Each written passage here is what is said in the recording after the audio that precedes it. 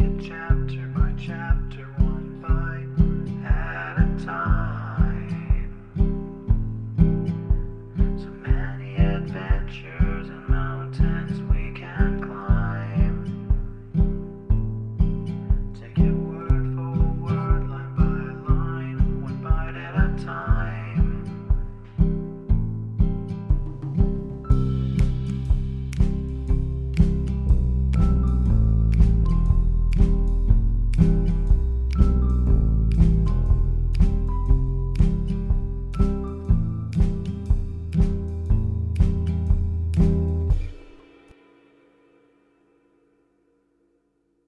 Welcome to Bite at a Time Books, where we read you your favorite classics one bite at a time.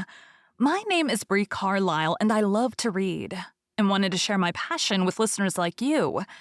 If you want to know what's coming next and vote on upcoming books, sign up for our newsletter at biteatatimebooks.com.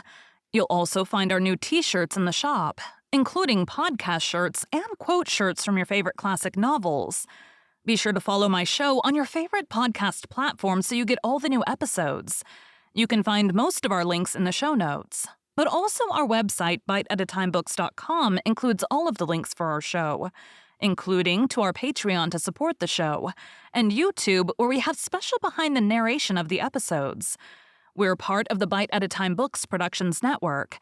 If you'd also like to hear what inspired your favorite classic authors to write their novels, and what was going on in the world at the time, check out the Bite at a Time Books Behind the Story podcast, wherever you listen to podcasts.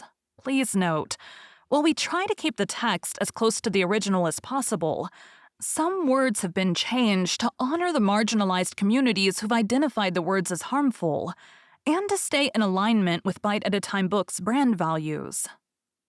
Today we'll be continuing Les Miserables by Victor Hugo. Chapter 3. Luc Esprit. At the age of 16, one evening at the opera, he had had the honor to be stared at through opera glasses by two beauties at the same time. Ripe and celebrated beauties then, and sung by Voltaire, the Camargo and the Salé.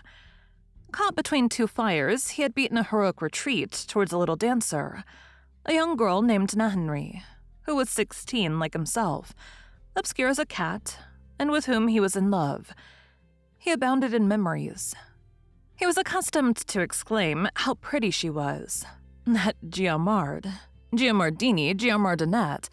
The last time I saw her at Longchamps, her hair curled in sustained sentiments, with her come and see of turquoises, her gown of the color of persons newly arrived, and her little agitated muff. He had worn in his young manhood a waistcoat of Nain London, which he was fond of talking about effusively. I was dressed like a Turk of the Levantin, said he. Madame de Beaufleurs, having seen him by chance when he was 20, had described him as a charming fool. He was horrified by all the names which he saw in politics and in power, regarding them as vulgar and bourgeois. He read the journals, the newspapers, the gazettes, as he said, stifling outbursts of laughter the while. Oh, he said, what people these are! Corbière humaine, Casimir Pierry. There's a minister for you. I can imagine this in a journal. Monsieur Gillenormand, minister. That would be a farce. Well, they're so stupid that it would pass. He merely called everything by its name, whether decent or indecent, and did not restrain himself in the least before ladies. He uttered coarse speeches, obscenities, and filth with a certain tranquility and lack of astonishment which was elegant. It was in keeping with the unceremoniousness of his century. It is to be noted that the age of paraphrase in verse was the age of crudities in prose. His godfather had predicted that he would turn out a man of genius, and it bestowed on him these two significant names, Luc Esprit. Thank you for joining Bite at a Time Books today, while we read a bite of one of your favorite classics. Again, my name is Bree Carlile, and I hope you come back tomorrow for the next bite of Les Miserables. Don't forget to sign up for our newsletter at biteatatimebooks.com and check out the shop. You can check out the show notes or our website, biteatatimebooks.com, for the rest of the links for our show. We'd love to hear from you on social media as well.